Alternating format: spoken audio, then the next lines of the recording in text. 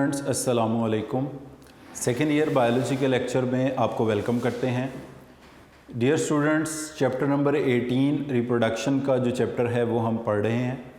तो dear students, आप जानते हैं कि इससे पहले पिछले लेक्चर में हम लोग सेक्सुअल रिप्रोडक्शन के टॉपिक को कंप्लीट कर चुके हैं। आज हम स्टार्ट करने जा रहे हैं रिप्रोडक्शन इन ह्यूमन बीइंग्स में, और उसमें जो हमारा पहला टॉपिक आ रहा है वो है मेल रिप्रोडक्टिव सिस्टम। तो डियर स्टूडेंट, ये बहुत इंपॉर्टेंट टॉपिक है लॉन्ग क्वेश्चन के पॉइंट ऑफ व्यू से भी। एग्ज़ाम में इस क्वेश्चन के आने के बहुत ज़्यादा चांसेस हैं। Male reproductive system. तो dear student, male reproductive system जिन चीज़ों से मिलकर बना होता है उसमें नंबर 1 पर शामिल है इसमें pair of testis. Mail reproductive system consist of a pair of testis. तो पहली चीज़ इसमें टेस्टिस मौजूद होते हैं। पेयर ऑफ टेस्टिस पर ये मुश्तमिल होता है। Because these testis lie outside the body cavity, abdominal cavity, pelvis cavity, body के बाहर होता है ये इन अ सैक ऑफ स्किन। तो इसको हम एक्सटर्नल जेनिटेलिया में भी काउंट कर सकते हैं। उसके बाद डियर स्टूडेंट्स, जो पेयर ऑफ टेस्टिस के बाद जो मेल रिप्रोडक्टिव सिस्टम है ये मुश्तमिल होता है एसोसिएटेड डक्ट्स पर। कुछ नालियां हैं, कुछ डक्ट्स हैं जो कि इनको मिलकर बनाते हैं। इसके बाद इसी तरह कुछ इनके साथ मौजूद होते हैं एसोसिएटेड ग्लैंड्स। कुछ ग्लैंड्स भी मेल रिप्रोडक्टिव सिस्टम का पार्ट होते हैं। और लास्ट में ये जिस ऑर्गन से मिलकर बने होते हैं इसको हम बोलते हैं कॉपुलेटरी ऑर्गन, या इसको हम कहते हैं penis. Dear students, male reproductive system इन 4 चीज़ों से मिलकर बना है। अगर हम इन 4 चीज़ों को विजुअलाइज करें इस डायग्राम के अंदर, तो जब हम इस डायग्राम में देखते हैं तो मेल रिप्रोडक्टिव सिस्टम में सबसे पहले नंबर पर पेयर ऑफ टेस्टिस हैं which are lying outside the body cavity in a sac of skin known as scrotum। तो इन टेस्टिस से रिलेटेड जो पार्ट हैं उसमें पहले नंबर पर आएगा स्क्रोटम।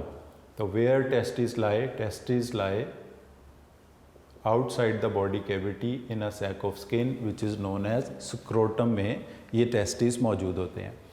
और ये इसलिए मौजूद होते हैं यहाँ पर to lower the temperature, because testis के अंदर जो स्पर्म बनने हैं उसके लिए 2-3 डिग्री बॉडी के टेम्परेचर से कम टेम्परेचर रिक्वायर होता है। यानी जैसे हम पढ़ते आए हैं कि ह्यूमन बॉडी का जो ऑप्टिमम टेम्परेचर है वो 37 डिग्री सेल्सियस टेम्परेचर है, मगर टेस्टिस का जो ऑप्टिमम टेम्परेचर है वो 37 डिग्री सेल्सियस नहीं है, वो 37 डिग्री सेल्सियस से कम है, जो कि 2 डिग्री 3 डिग्री से अप्रॉक्सीमेटली कम होता है। तो अगर आपसे ये एक एंट्री टेस्ट के पॉइंट ऑफ व्यू से आपको क्वेश्चन बता रहे हैं कि अगर आपसे कहा जाए कि ह्यूमन बॉडी का कोई ऐसा पार्ट बताएं जिसका ऑप्टिमम टेम्परेचर जो है वो 37 नहीं है, तो वो मेल गोनेड्स भी इनको कहते हैं, टेस्टिस भी इनको बोलते हैं। तो इसलिए ये outside the body cavity in a sac of skin है जिसका नाम है स्क्रोटम, ताकि यहाँ का टेम्परेचर कम रहे, विच is required for the maturation of the sperms. इसके बाद दूसरी चीज़ जो मेन टेस्टिस जिसमें मौजूद हैं वो होती हैं सेमिनिफरस टिब्यूल्स। सेमिनिफरस टिब्यूल्स का काम है स्पर्म बनाना। इनके अंदर जो प्रोसेस होगा वो कहलाएगा स्पर्मेटोजेनेसिस, फॉर्मेशन ऑफ स्पर्म। उसके बाद जो तीसरी चीज़ पाई जाती है टेस्टिस के अंदर वो होते हैं इंटरस्टिशियल सेल्स, जो कि मेल सेक्स हार्मोन पैदा करते हैं और उसका नाम है टेस्टोस्टेरोन। ये हम प्रीवियस चैप्टर में भी पढ़ कर आए हैं। यानी टेस्टिस से रिलेटेड ये 3 चीज़ें हैं जिनको हम डिस्कस करेंगे। नंबर 1 पर है scrotum, which is a sac of skin lie outside the body cavity containing testis. This is to lower the temperature which is required for the maturation of sperm. Second जो इसमें tubules हैं, numerous fine convoluted coil tubules, जिनके अंदर sperm बनते हैं, इनको कहते हैं सेमिनिफरस ट्यूब्यूल्स, इनको हम बोलते हैं। तीसरे नंबर पर जो चीज़ इसमें मौजूद है, इसको हम नाम देते हैं इंटरस्टिशियल सेल्स का, जो कि एक हार्मोन पैदा करते हैं और उसका नाम है टेस्टोस्टेरोन, जो मेल सेकेंडरी सेक्स कैरेक्टरिस्टिक्स को कंट्रोल करता है। इसके बाद अगर हम एसोसिएटेड डक्ट्स की बात करें तो इसमें 4 डक्ट्स शामिल हैं। पहले नंबर पर इसमें आता है वास एफरंस,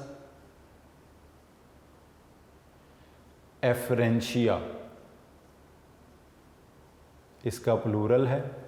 एक डक्ट होगी तो इसको कहेंगे वास एफरंस, ज़्यादा होंगी तो कहेंगे वास एफरेंशिया। इसके बाद जो पार्ट डक्ट इसमें आती है, इसको कहा जाता है एपिडिडिमस।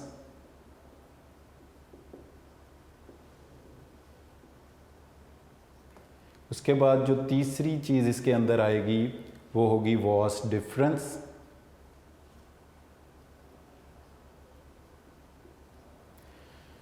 वास डिफरेंस को ही का भी प्लूरल जो है वो डिफरेंशिया है, और इसी को, क्योंकि इसमें से स्पर्म गुजरते हैं, इसी को नाम दिया जाता है स्पर्म डक्ट का। तो वास डिफरेंस कह दें, वास डिफरेंशिया ज़्यादा के लिए, स्पर्म डक्ट एक ही बात है। उसके बाद इसमें शामिल है इजैक्यूलेटरी डक्ट, जो कि आगे जाकर मिल जाएगी यूरिथ्रा के साथ, जिसको कलेक्टिवली यूराइनोजेनिटल डक्ट भी आप कह सकते हैं। यानी 4 डक्ट्स हैं। पहले नंबर पर इसमें जो डक्ट है उसका नाम है वास एफरंस, प्लूरल इसका है वास एफरेंशिया। फिर है एपिडिडिमस, जिसको proximal part of vas deferens भी कहते हैं। फिर वास डिफरेंस है, जिसको प्लूरल डिफरेंशिया या इसी को स्पर्म डक्ट भी कहा जाता है।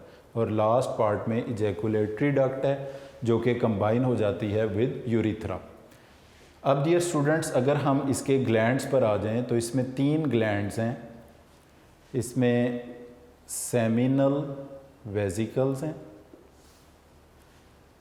Which provide food, that is fructose to the sperm। दूसरा जो इसमें ग्लैंड है, इसका नाम है प्रोस्टेट ग्लैंड।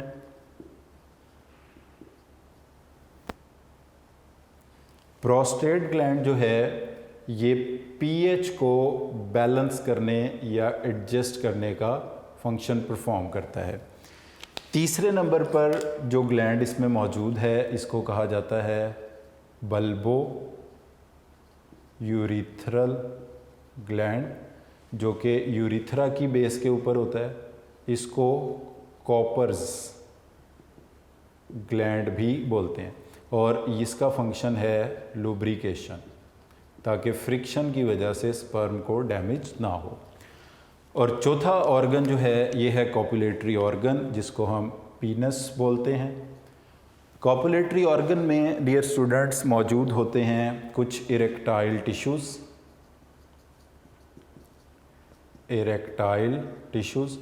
जो कि ब्लड से फिल करके इसको कॉपुलेशन के काबिल बनाते हैं। इसका जो टर्मिनल पार्ट होता है, इसका जो हेड है, इसको कहा जाता है ग्लांस, और इसके ऊपर जो स्किन है इसको कहा जाता है प्रेप्यूस भी कहते हैं इसको फोर स्किन का नाम भी दिया जाता है। और इसके रिमूवल को कहा जाता है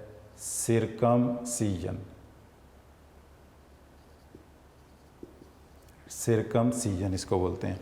अब ये सारी चीज़ें डियर स्टूडेंट्स हम इस डायग्राम में देखते हैं। सबसे पहले आप इस डायग्राम में देखेंगे अगर, तो ये टेस्टिस मौजूद हैं, and these testis consist of fine coiled tubules which are known as seminiferous tubules का जिन्हें नाम दिया जाता है। और ये जिस सैक ऑफ स्किन में मौजूद हैं इसको कहा जाता है scrotum. They are lying in scrotum. तो testis are located outside the body cavity in a sac of skin which is known as scrotum.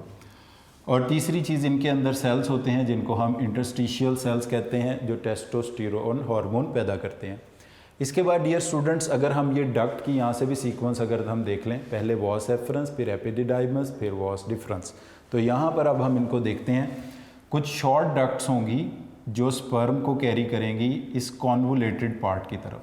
Testis की सरफेस के ऊपर जो कॉन्वुलेटेड टिब्यूल्स पड़ी होती हैं इनको कहा जाता है एपिडिडिमस। जो एपिडिडिमस से पहले डक्ट हैं इनको नाम दिया जाएगा वॉस एफरेंस का, प्लूरल एफरेंशिया। उसके बाद ये जो डक्ट है इसको नाम दिया जाएगा वॉस डिफरेंस का, ये वॉस डिफरेंस है। और ये क्योंकि स्पर्म कैरी कर रही है इसीलिए इसी को ही कहते हैं स्पर्म डक्ट, इसको बोलते हैं। तो इसलिए एपिडिडिमस को ये भी कहते हैं कि वॉस डिफरेंस का जो शुरू का हिस्सा है, जहाँ से वॉस डिफरेंस स्टार्ट होती है, वहाँ पर क्या मौजूद होता है? एपिडिडिमस मौजूद होता है। तो proximal part of vas difference को एपिडिडिमस कहा जाता है। यहाँ से ये डक्ट, ये सिम्फिसिस प्यूबिस, प्यूबिक बोन है, प्यूबिक बोन, और ये डक्ट जो है ऐसे बैकवर्ड कॉइल होके यूरिनरी ब्लैडर के अलॉन्ग साइड से एक ग्लैंड, सबसे पहला ग्लैंड जिसको ये पास करती है, इसको कहते हैं सेमिनल वेसिकल्स। सेमिनल वेसिकल से गुजरने के बाद it will come to another gland which is known as prostate gland. तो यहाँ पर ये यूरिथ्रा आ रहा है फ्रॉम यूरिनरी ब्लैडर, और ये जो इजैकुलेटरी डक्ट है जो which is carrying the sperm is coming from the seminal vesicles to the prostate gland. तो प्रोस्टेट ग्लैंड में इनकी फ्यूजन से ये जो डक्ट डेवलप हुई है इसको हम नाम देते हैं यूराइनोजेनिटल डक्ट का, यूरिथ्रा भी कह सकते हैं आप, because it is carrying urine as well as semen which is a sperm containing fluid. फिर तीसरा जो ग्लैंड यहाँ पे मौजूद है वो है base of the external genitalia या बेस ऑफ द यूरिथ्रा पर, इसको कहा जाता है बल्बो यूरिथ्रल ग्लैंड, जिसकी सिक्रीशन इस पूरे पैसेज को लुब्रिकेट करती है ताकि इससे पैसेज के दौरान स्पर्म को कोई डैमेज ना हो। इसके बाद ये एक्सटर्नल जेनिटेलिया है या कॉपुलेटरी ऑर्गन है जिसको कहा जाता है पीनस। ये कुछ इरेक्टाइल टिश्यूज़ पर मौजूद होता है जो कि ब्लड से फिल हो जाते हैं और कॉपुलेशन में हेल्प करते हैं। इसके हेड के ऊपर एक स्किन है जिसको प्रोप्यूस कहा जाता है, इसको फोर स्किन भी बोलते हैं, और मुस्लिम्स में इसको सिरकमसिजन के टाइम पे रिमूव कर दिया जाता है। और इसके जो टर्मिनल एंड है, हेड है, इसको कहा जाता है ग्लांस। तो अब डियर स्टूडेंट, ये सारा पैसेज है स्पर्म का कि सेमिनिफरस ट्यूब्यूल्स टेस्टीज के अंदर, फिर वॉस एफरेंस, फिर एपिडिडिमस, फिर वॉस डिफरेंस या sperm duct, then seminal vesicles, then through prostate gland, bulbourethral gland, through urinogenital duct out of the body. This sperm containing fluid is known as semen. इस sperm containing fluid को कहा जाता है sperm containing fluid को कहा जाता है semen। अब इस semen के अंदर डियर स्टूडेंट्स 10% स्पर्म होते हैं और बाकी 90% इसके अंदर सिक्रीशंस होती हैं फ्रॉम दीज ग्लैंड, जिसमें सेमिनल वेसिकल्स की सिक्रीशन यहाँ पे हमने लिखा है कि सेमिनल वेसिकल्स की सिक्रीशन न्यूट्रिटिव है, ये फ्रुक्टोज की शक्ल में फूड प्रोवाइड करती है, और प्रोस्टेट ग्लैंड की सिक्रीशन पीएच की एडजस्टमेंट में हेल्प करती है, और बल्बोयूरिथ्रल ग्लैंड की सिक्रीशन लुब्रिकेट करती है पाथवे को ताकि फ्रिक्शन की वजह से स्पर्म को कोई डैमेज ना हो। और कॉपुलेटरी ऑर्गन के थ्रू जब ये डिस्चार्ज होते हैं in the female reproductive tract, it ensures internal fertilisation, ये इंश्योर करता है इंटरनल फर्टिलाइजेशन को। और वो प्रोसेस जिसमें ये मेल गैमीट्स को फीमेल रिप्रोडक्टिव ट्रैक्ट में ट्रांसफ़र करता है, इस प्रोसेस को कहा जाता है कॉपुलेशन, और मेटिंग भी इसको आप कह सकते हैं। तो डियर स्टूडेंट्स, ये 4 चीज़ें हैं जो मिलकर बनाती हैं मेल रिप्रोडक्टिव सिस्टम। नंबर 1 पर हैं पेयर ऑफ टेस्टिस, जिनके हवाले से आपको मैंने बताया, they lie outside the body cavity in a sac of skin known as scrotum. Scrotum इसलिए कि इसके अंदर temperature few degrees 2-3 degrees less होगा which is require for the maturation of sperm. Testis consist of very fine convoluted tubules known as seminiferous tubules. इनके अंदर sperm बनते हैं, spermatogenesis होता है। फिर इसमें इंटरस्टिशियल सेल्स होते हैं जो टेस्टोस्टेरोन हार्मोन पैदा करते हैं। डक्ट्स की बात करें, दूसरा हिस्सा, तो डक्ट्स भी 4 किस्म की हैं, वास एफरेंस, एपिडिडिमस, वास डिफरेंस और ejaculatory duct which also combine with urethra to become urinogenital duct, इसको हम बोलते हैं। ग्लैंड्स की बात करें तो ग्लैंड्स इसमें 3 हैं, seminal vesicles, prostate gland and bulbo urethral gland. Fructose की फॉर्म में जो स्पर्म को न्यूट्रिशन प्रोवाइड करता है वो सेमिनल वेसिकल्स, जो पीएच को बैलेंस करता है वो प्रोस्टेट ग्लैंड, और बल्बो यूरिथ्रल ग्लैंड की पीएच जो वो लुब्रिकेशन का काम करता है। तीसरा पार्ट ग्लैंड्स हो गए। चौथा पार्ट जो है वो कॉपुलेटरी ऑर्गन, जिसको पीनस बोलते हैं, एक्सटर्नल जेनिटेलिया भी कहते हैं। It transfer the male gametes to the female reproductive track for internal fertilisation, और वो प्रोसेस जिसमें ये मेल गेमीट को फीमेल रिप्रोडक्टिव ट्रैक में ट्रांसफ़र करता है, इसको हम बोलते हैं कॉपुलेशन बोलते हैं। इसके बाद डियर स्टूडेंट्स, ये सारे पार्ट्स हो गए मेल रिप्रोडक्टिव सिस्टम के। इसका एक पाथवे है जो कि आपने अच्छी तरह याद रखना है, उसके हवाले से एंट्री टेस्ट में ज़रूर कोई सवाल पूछा जाता है। ये कुछ चीज़ें हैं, जैसे रेस्पिरेटरी रूट है, इसका पाथवे हो गया, रिप्रोडक्शन में स्पर्म का पाथवे हो गया, इसी तरह किडनीज से यूरिन का पाथवे हो गया, डाइजेस्टिव ट्रैक्ट से फूड का पाथवे हो गया। तो ये पाथवे वाले जो क्वेश्चंस हैं इन टॉपिक से ज़रूर पूछे जाते हैं।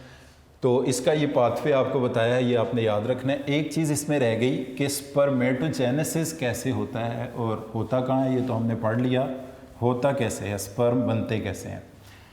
डियर स्टूडेंट्स, अगर हम टेस्टिस के इंटरनल स्ट्रक्चर को देखें तो इसके अंदर बहुत ज़्यादा फाइन कॉन्वोलेटेड टिब्यूल्स पाए जाते हैं। ये कॉन्वोलेटेड टिब्यूल्स जो हैं, इनको अगर हम इंटरनल क्रॉस सेक्शन में देखें तो इनकी जो सबसे अंदर की सेल्स की लाइनिंग है उसको कहा जाता है जर्मिनल एपिथीलियम। जर्मिनल एपिथीलियम से स्पर्म बनने का प्रोसेस शुरू होता है। इसको अगर हम इस तरह क्रॉस सेक्शन में बनाते हैं तो ये जो सबसे अंदर वाली सेल्स की लेयर होगी इसको कहा जाएगा जर्मिनल एपिथीलियम। जर्मिनल एपिथीलियम के अलावा यहाँ पर जो कुछ सेल्स पाए जाएंगे इनको कहा जाएगा सर्टोलाई sales. So these cells are Sertoli cells. They provide nutrition, liquid medium, and also give protection to sperm. अच्छा, इसके बाद ये जो बाकी सेल्स हैं इनको कहा जाता है germinal epithelial cells. These cells will differentiate into sperm. ये जर्मिनल एपिथेलियल सेल्स डिफरेंशिएट होकर बनाएंगे स्पर्म। तो इधर से ही हम इस बात को स्टार्ट करते हैं कि सबसे पहले नंबर पर ये जर्मिनल एपिथेलियल सेल्स जो हैं ये डेवलप होंगे इनटू स्पर्म प्रोड्यूसिंग सेल्स, जिनको कहा जाएगा स्पर्मेटोगोनिया।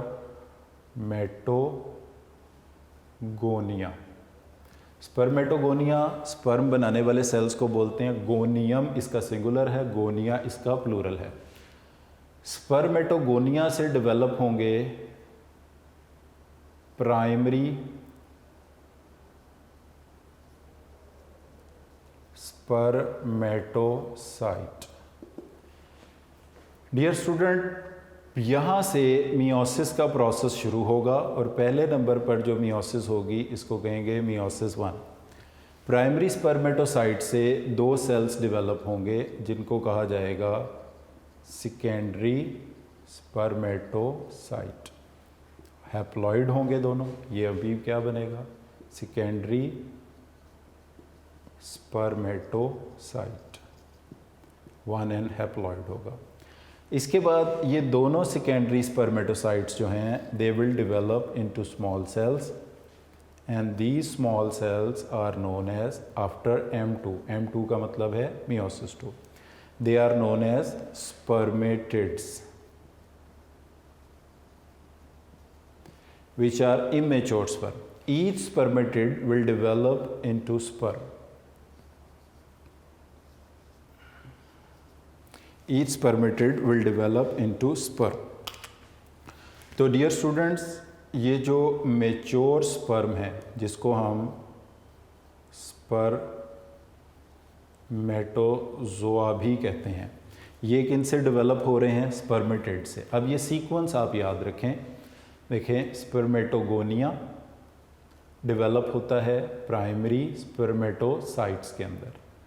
प्राइमरी स्पर्मेटोसाइट्स करते हैं मियोसिस 1, डेवलप होते हैं 2 अदद सेकेंडरी स्पर्मेटोसाइट्स में विच आर हैप्लॉइड।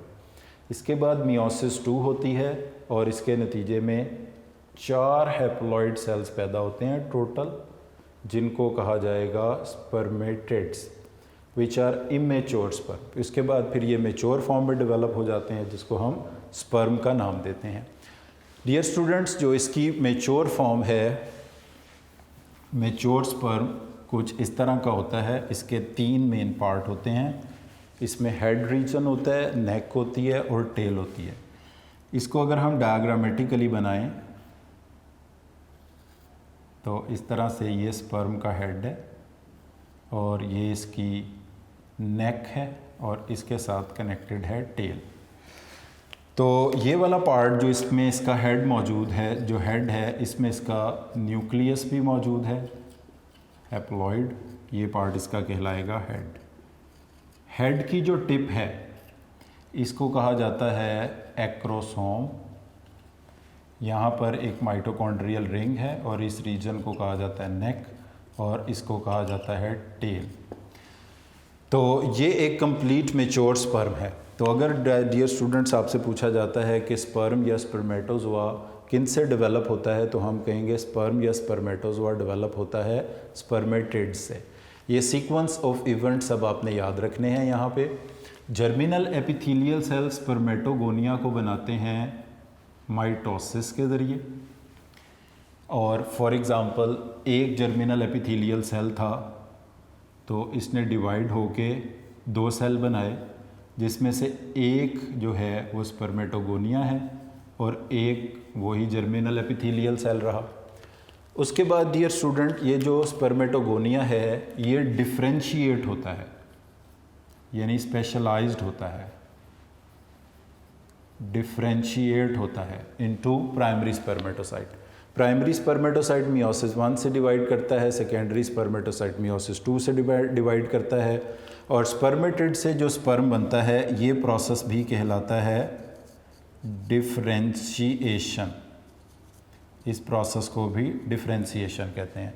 तो स्पर्म डेवलप होता है स्पर्मेटिड से, स्पर्म या स्पर्मेटोजोआ स्पर्मेटिड से, स्पर्मेटिड जो है वो सेकेंडरी स्पर्मेटोसाइट से, सेकेंडरी स्पर्मेटोसाइट प्राइमरी स्पर्मेटोसाइट से, स्पर्मेटोगोनिया से और जर्मिनल एपिथेलियल सेल से।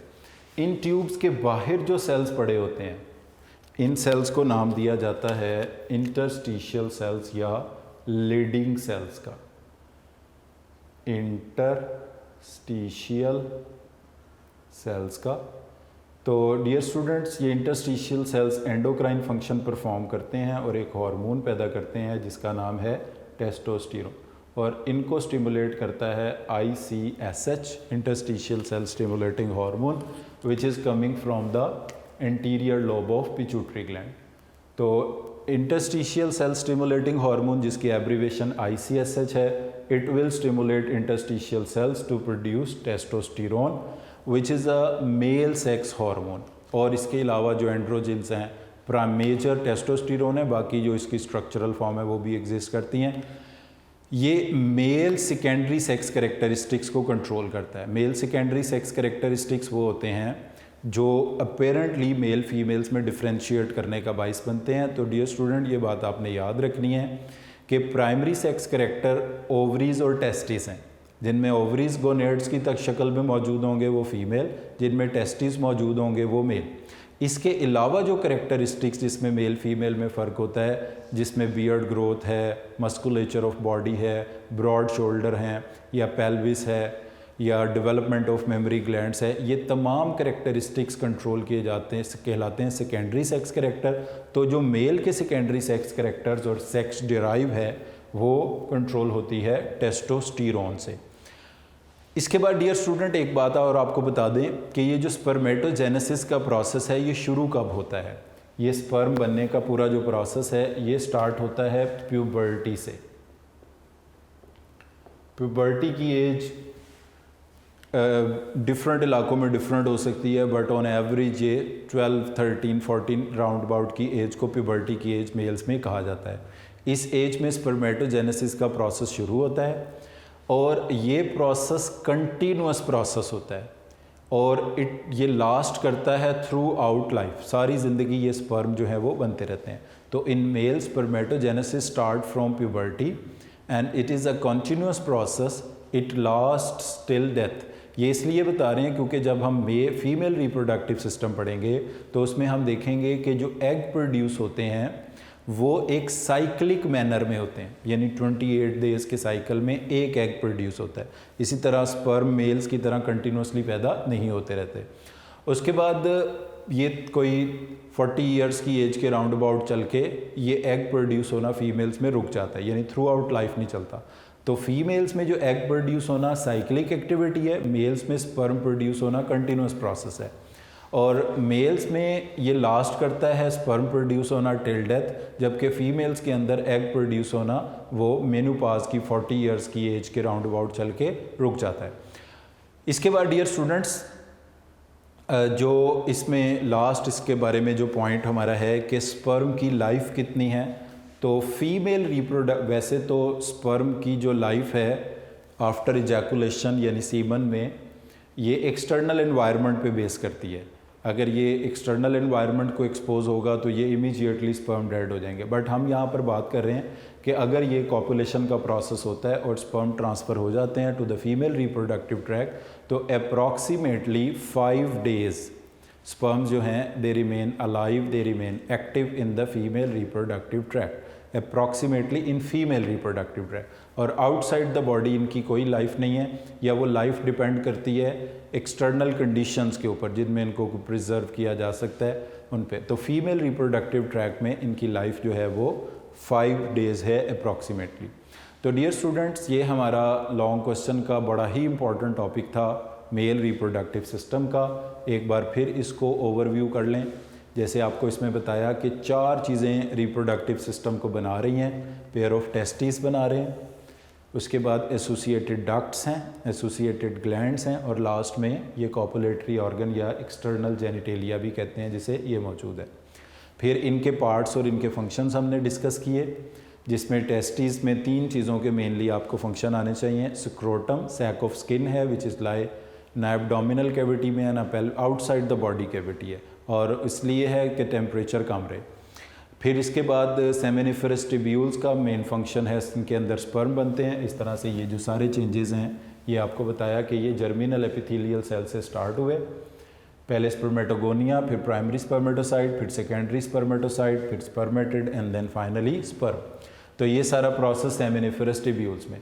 इनके बाहर जो सेल्स हैं इंटरस्टिशियल सेल्स, उन्होंने पैदा किया टेस्टोस्टेरोन जो सेकेंडरी सेक्स कैरेक्टरिस्टिक्स को कंट्रोल करेगा और सेक्स डिराइव को भी कंट्रोल करेगा। उसके बाद जो डक्ट्स की सीक्वेंस है, जो टेस्टिस से कैरी करे स्पर्म को, वो बहुत छोटी डक्ट्स होती हैं एपिडिडाइमस की तरफ, वो कहलाती हैं वॉस एफरेंस प्लूरल एफरेंशिया, और जो कैरी करेंगे जिसमें ये स्पर्म मैच्योर होंगे इसको कहेंगे एपिडिडाइमस। इसके बारे में एक एमसीक्यू अक्सर पूछा जाता है, proximal part of vas deferens is known as, proximal part of vas deferens is known as. Proximal dear student कहते हैं शुरू के हिस्से को। तो वॉस डिफरेंस आप डायग्राम में देख सकते हैं, जहाँ से शुरू हो रहा है वहाँ पर क्या मौजूद है, एपिडिडिमस, या यूं भी इसको कहते हैं a convoluted part, a convoluted tubules lying on the surface of testis are known as epididymis. तो proximal convoluted part of vas deferens, या प्लूरल हो तो डिफरेंशिया। तो इसका आंसर होगा एपिडिडिमस। तो इसके शुरू में एपिडिडिमस मौजूद होता है और यहाँ पर स्पर्म मैच्योर होते हैं, इसीलिए वॉस डिफरेंस जब स्पर्म को कैरी करती है इसको स्पर्म डक्ट भी कहा जाता है। तो डियर स्टूडेंट्स, यहाँ पर हमने ये डिस्कस किया है इसके एज अ लॉन्ग क्वेश्चन इसमें कुछ चीज़ें हैं जो शॉर्ट क्वेश्चन के तौर पर भी इसमें पूछी जाती हैं, जैसे कि ख़ास तौर पर इसमें पूछा जाता है what is the role of testosterone या इंटरस्टिशियल सेल्स, या फिर इसी तरह व्हाट आर स्टर्टोलाई सेल्स या उनका रोल क्या है, व्हाट इज़ स्पर्मेटोजेनेसिस, तो उसमें आप उसकी सीक्वेंस का स्केच ड्रॉ कर देंगे। और फिर जितने पार्ट्स हमने पढ़े हैं इनके क्या क्या फंक्शन हैं, जैसे अभी हमने पढ़ा कि कौन कौन से ग्लैंड्स हैं, which type of glands are involved in male reproductive system. तो 3 ग्लैंड्स हैं, उनके नाम हैं सेमिनल वेसिकल्स।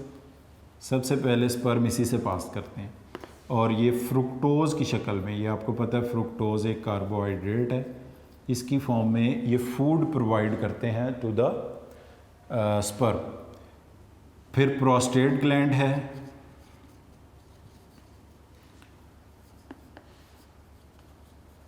प्रोस्टेट ग्लैंड ये पीएच को बैलेंस कर रखने के लिए होता है और सीमन की पीएच जो होती है वो अल्कलाइन होती है, विच इज़ अबव 7 से ऊपर ये होती है, 7.123 तक हो सकती है।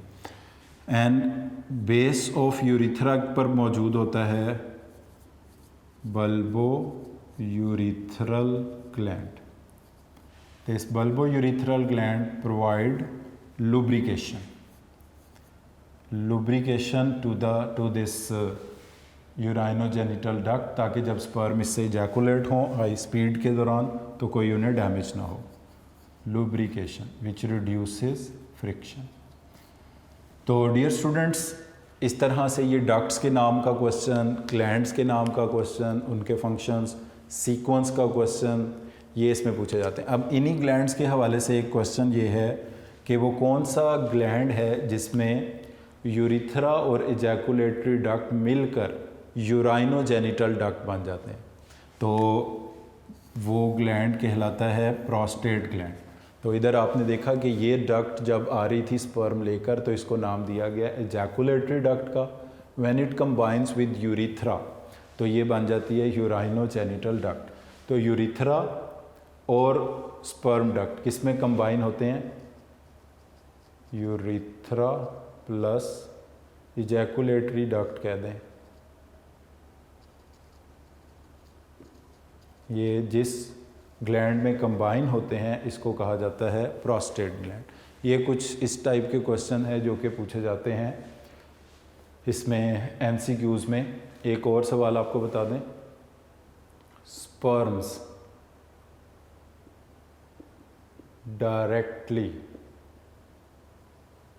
डेवलप फ्रॉम, स्पर्म डायरेक्टली किससे डेवलप होते हैं? अब अगर आपको ये ऑप्शन दिए जाएं स्पर्मेटोगोनिया, बी में दिया जाए स्पर्मेटिड, सी में दे दिया जाए प्राइमरी स्पर्मेटोसाइट और डी में दे दिया जाए सेकेंडरी स्पर्मेटोसाइट। तो डियर स्टूडेंट, ये कहा गया है कि स्पर्म डायरेक्टली किससे डेवलप तो सबसे ही होते हैं, मगर डायरेक्टली हमने देखा था कि ये स्पर्मेटिड से बनते हैं। स्पर्मेटिड्स डिफ्रेंशिएट होके हेड, नेक और टेल वाला पार्ट बनाते हैं जिसको कहा जाता है स्पर्म, मैच्योर स्पर्म या स्पर्मेटोजोआ। डियर स्टूडेंट्स, आज के लेक्चर को हम यहीं पर कंक्लूड करते हैं। इसमें हमने लॉन्ग क्वेश्चन, इसकी डायाग्राम, इसके एमसीक्यूज़ और इसमें से आने वाले पॉसिबल शॉर्ट क्वेश्चन सबको डिस्कस किया। आपने अच्छी तरह इस टॉपिक को पढ़ना है क्योंकि ये एंट्री टेस्ट का टॉपिक भी है और एफएससी में बोर्ड के एग्ज़ाम में भी आपको बहुत ज़्यादा चीज़ें इसके बारे में पूछी जा सकती हैं। So thank you very much for today.